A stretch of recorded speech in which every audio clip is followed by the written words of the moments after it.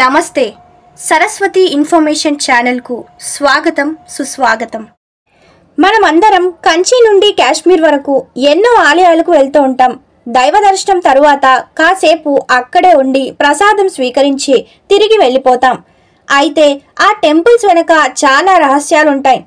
ఆ మిస్టరీలు ఛేదించేందుకు పరిశోధనలు జరుగుతూనే ఉన్నాయి। ఈ ప్రపంచంలో మనది భక్తి భావ దేశం। 64 కోట్ల దేవుల్లో దేవతలు నడియాడే పవిత్ర భూమి। అందుకే ప్రతి వీధిలో ఒక గుడి ఉంటుంది। అయితే అన్ని గుళ్ళు ఒకేలా ఉండవు। కొన్ని వైవిధంగా ఆశ్చర్యం కలిగిస్తాయి। కొన్నిటి చరిత్ర నమ్మశక్యం కూడా కాదు। అసలు ఇలాంటి ఆలయాలు కూడా మన దేశంలో ఉన్నాయా అనిపిస్తుంది వాటి విశేషాలు తెలుసుకుంటే। ఇంకొన్ని గుళ్ళైతే వాటిల్లో జరిగే ఆచారాలు సాంప్రదాయాల్ని చూస్తే ముక్కున వేలేసుకుంటాం। ఇవన్నీ ఒక్కెత్తైతే 2000 ఏళ్లకు పైగా చరిత్ర ఉన్న పురాతన ఆలయాలు అంతా ఇంత కాదు। మరి ఆ ఆలయాల గురించి సింపుల్గా తెలుసుకుందాం। వాటిల్లో రకరకాల రహస్యాలని తెలుసుకొని కాసేపు ఆశ్చర్యపోదాం। వీలైతే ఆ ఆలయాలకు వెళ్ళినప్పుడు ఆ రహస్యాలను విశ్లేషించవచ్చు। కానీ అంతకన్నా ముందైతే నేను మీ అందరికీ ఒక విషయం చెప్దామని అనుకుంటున్నాను। నేను ఈ ఛానల్ని మొదలుపెట్టిన ముఖ్య ఉద్దేశం ఏంటంటే మన సనాతన ధర్మాన్ని సంస్కృతి సాంప్రదాయాన్ని మన భవిష్యత్తు తరాలకు అందించుదామని। అలాగే అది మనందరి బాధ్యత కూడా। ఇటీవల ఎలా అయిపోయిందంటే మనం ఒక పండుగని జరుపుకుంటున్నాం అంతే, కానీ దాని వెనుకున్న చరిత్ర చాలా మందికే తెలియదు। కాబట్టి అలా జరగకూడదని నా వంతు ప్రయత్నంగా నేను ఈ ఛానల్ని పెట్టి ఎన్నో దేవాలయ చరిత్రల గురించి, ఎన్నో పండుగల చరిత్రల గురించి, మరెన్నో పురాణాల గురించి చెప్తున్నాను। కేవలం ఈ ఛానల్ని నేను సబ్స్క్రైబర్ల కోసం, లైక్స్ కోసం, వ్యూస్ కోసమే నడపట్లేదు। నేను అలా నడపాలి అనుకుంటే కేవలం ఈ డివోషనల్ కంటెంట్ని నేను ఎంచుకునేదాన్ని కాదు। ఎందుకంటే యూట్యూబ్లో చాలా కంటెంట్స్ ఉంటాయి। నేను ఏదో ఒక కంటెంట్ని పెట్టుకొని సబ్స్క్రైబర్ని, వ్యూస్ని, లైక్స్ని తెచ్చుకోవచ్చు। కానీ నేను అలా చేయలేదు। కేవలం భక్తి మార్గాన్ని మాత్రమే ఎంచుకున్నాను। ఏవేవో ఛానల్స్కి లైకులు, సబ్స్క్రైబర్సు, వ్యూలు ఉంటే మంచి మార్గాన్ని చూపే ఛానల్కి మాత్రం ఏమీ ఉండవు। అయినా సరే నేనేం బాధపడటం లేదు। కానీ నేను మీ నుంచి కోరేది ఒకటే, మీరు చేసే లైక్, సబ్స్క్రైబ్, షేర్స్ వల్లే ఈ ఛానల్ ఎంతో మందికి చేరి మనం మన సనాతన ధర్మాన్ని భవిష్యత్తు తరాలకు కూడా చేరవేస్తున్నాం। మీరు ఈ ఛానల్ని ప్రోత్సహిస్తేనే నాకు ఇక ముందు వీడియోస్ చేయడానికి మోటివేషన్గా ఉంటుంది। కాబట్టి కనీసం ఒక్కరికైనా వీడియో షేర్ చేయండి।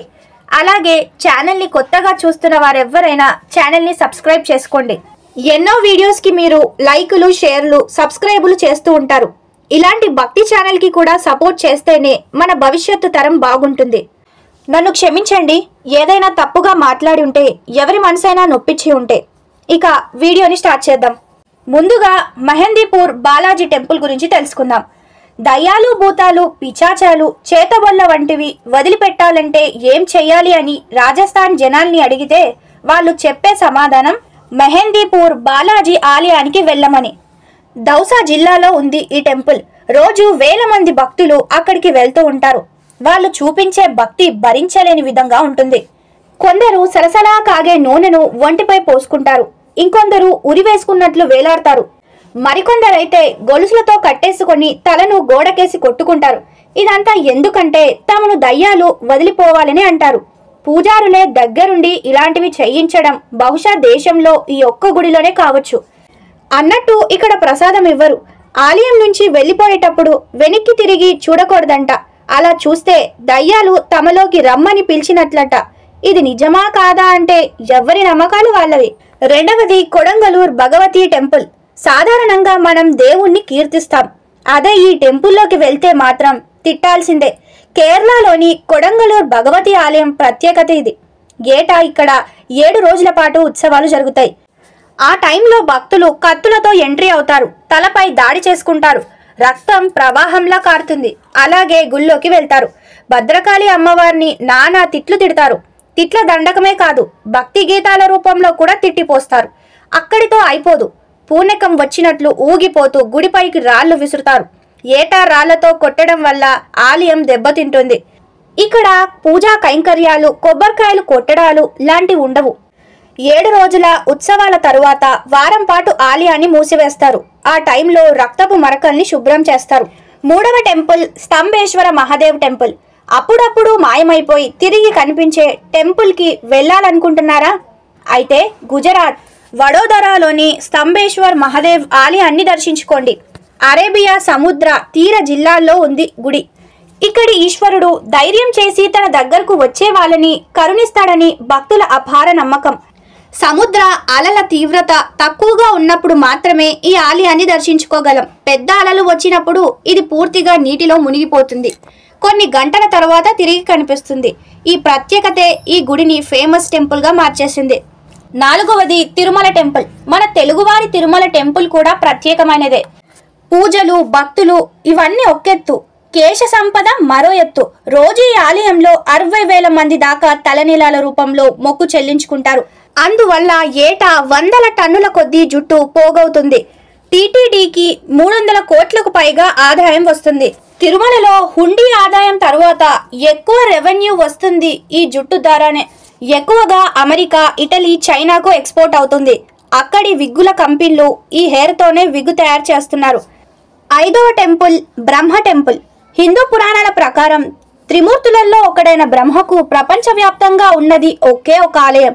అదే రాజస్థాన్ పుష్కర్లోని బ్రహ్మ ఆలయం.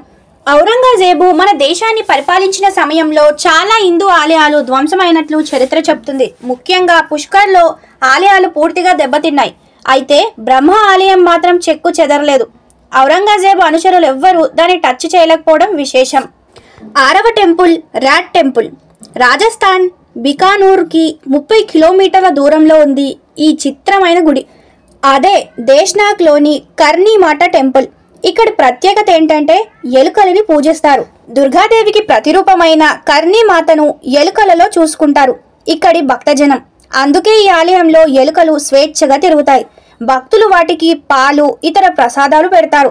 ఏడవ టెంపుల్ కాల్ భైరవ్నాథ్ టెంపుల్, వారణాసి. ఏ గుళ్ళోనైనా స్వీటో హాటో ప్రసాదంగా పెడతారు. ఈ టెంపుల్లో మాత్రం మద్యాన్ని ప్రసాదంగా ఇస్తారు. మధ్యప్రదేశ్ ఉజ్జయినిలో శివుడి ప్రతిరూపమైన కాలభైరవనాథ్ ఆలయం ఇది. ఇక్కడ నైవేద్యం సహా దేవుడికి సమర్పించే ప్రతి ఇది మద్యంతోనే తయారు చేస్తారు. కాలభైరవుడి నోట్లో ఆల్కహాల్ పోస్తారు. దాన్నే ప్రసాదంగా భక్తులకు ఇస్తారు. మామూలుగా ఆలయాలు చుట్టుపక్కల పువ్వులో, పండ్లో, స్వీట్లో వంటివి అమ్మడం కామన్. ఇక్కడ మాత్రం ఏ షాపుకు వెళ్ళినా మందే అమ్ముతారు.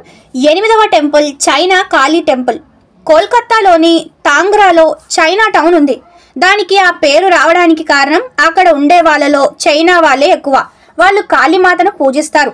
అందుకే ఈ ఆలయానికి చైనీస్ కాళీమాత టెంపుల్ అని పేరు వచ్చింది. మనమైతే అమ్మవారికి నైవేద్యంగా ఏ పులిహోరో స్వీటో పెడతాం కదా, చైనీస్ నూడిల్స్ లాంటివి పెడతారు. అదే ఈ ఆలయం స్పెషాలిటీ. ఆ ఆలయంలో చుట్టుపక్కలంతా చైనా ప్రజలే ఉంటారు. కానీ వారు ఆ ఆలయంలో భారతీయ సాంప్రదాయాలను పాటిస్తారు. చెప్పాలంటే వారు అటు చైనీయుల్లా ఇటు భారతీయుల్లా వ్యవహరిస్తారు.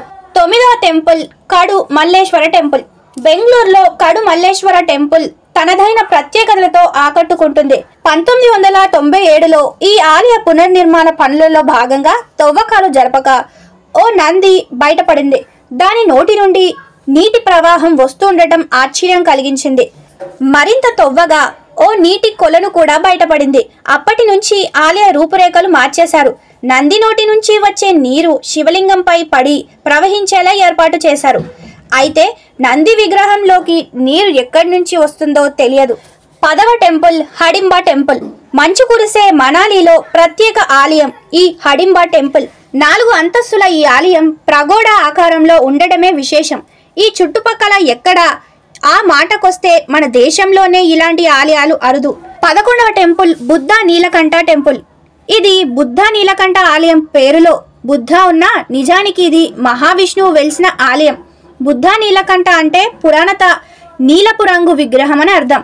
ఇది నేపాల్లోని కాట్మండ్ లోయల్లో ఉంది. ఈ ఆలయంలో త్రిమూర్తులలో ఒక్కడైన శ్రీ మహావిష్ణువు ఆదిశేషుడిపై శయనమూర్తిగా మనకు దర్శనమిస్తాడు.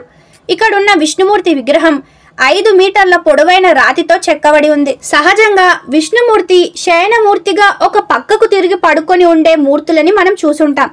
ఇక్కడ మాత్రం స్వామి వెల్లకిల్లా పడుకొని నింగి వైపు చూస్తుంటాడు. ఇంకో ప్రత్యేకత ఏంటంటే ఇంత భారీ విగ్రహం నీటిలో తేలుతూ ఉంటుంది. భక్తులతో పాటు పరిశోధనకు కూడా సైతం విశేషంగా ఆకట్టుకుంది ఈ విగ్రహం. 12వ ఆలయం బుల్లెట్ డైటీ రాజస్థాన్ టెంపుల్. మన దేశంలో సహజంగా విగ్రహాలని, ఆవులని, చెట్లను, వానరాలని పూజించడం కామనే. బుల్లెట్ని దేవుళ్లా భావించడం ఎక్కడైనా చూసామా? ఆ వింత గుడి రాజస్థాన్లోని జోధాపూర్లో ఉంది. ఇక్కడి రాయల్ ఎన్ఫీల్డ్ బుల్లెట్ను భక్తులు పూజిస్తారు. లిక్కర్ను నైవేద్యంగా సమర్పిస్తారు. ఇలా చేస్తే రోడ్డు ప్రమాదాలు జరగకుండా దేవుడు కాపాడతాడని ఈ గ్రామస్తుల నమ్మకం. 13వ టెంపుల్ నిధివన్ ఉత్తరప్రదేశ్ ఆలయం. కొన్ని విషయాలని నమ్మాలో వద్దో కూడా అర్థం కాదు. ఇది అలాంటిదే. ఉత్తరప్రదేశ్లోని బృందావనంలో ఉంది నిధివనం రంగా మహల్ టెంపుల్. ఈ ఆలయంలోకి రాత్రివేళ రాధాకృష్ణులు వస్తారని, రాసలీలలు ఆడతారని స్థానికుల నమ్మకం. అందుకే సూర్యాస్తమయం తరువాత ఈ టెంపుల్ని మూసివేస్తారు. ఆలయం పరిసరాల్లోకి ఎవ్వరిని అనుమతించరు. ఒకవేళ ఎవరైనా రాత్రివేళ టెంపుల్లోకి వెళ్తే వాళ్ళు చనిపోతారని, లేదంటే వాళ్లకు చూపు, మాట, వినికిడి శక్తి పోతుందని ప్రచారం జరుగుతుంది. నిధివనంలో ఉండే చెట్లు మొలకలు తిరిగి చిత్రమైన ఆకారంలో కనిపిస్తాయి. ఇక్కడి నేలంతా పొడిగా ఉన్న ఈ చెట్లు మాత్రం ఏడాదంతా పచ్చదనంతో నిండి ఉంటాయి. వీటిని చూసిన వాళ్లకు సహజంగానే ఈ ప్రదేశం ఆశ్చర్యం కలిగిస్తుంది. ఇప్పటి వరకు రాత్రివేళ టెంపుల్లోకి ఎవరిని అనుమతించలేదు. అందువల్ల నిధివనం మిస్టరీగానే ఉండిపోయింది. ఇక ఇదండి ఈ వీడియోలో అయితే వింత ఆలయాలు, వాటి రహస్యాలేంటో తెలుసుకున్నారనే భావిస్తున్నాను. ఈ వీడియో మీకు నచ్చితే డెఫినెట్గా వీడియోకి లైక్ చేయండి. అలాగే ఈ వీడియో మీకు ఎలా అనిపించిందో కామెంట్ బాక్స్లో కామెంట్ చేయండి. ఈ వీడియోని చివరిదాకా చూసిన ప్రతి ఒక్కరికి thank you for watching this video.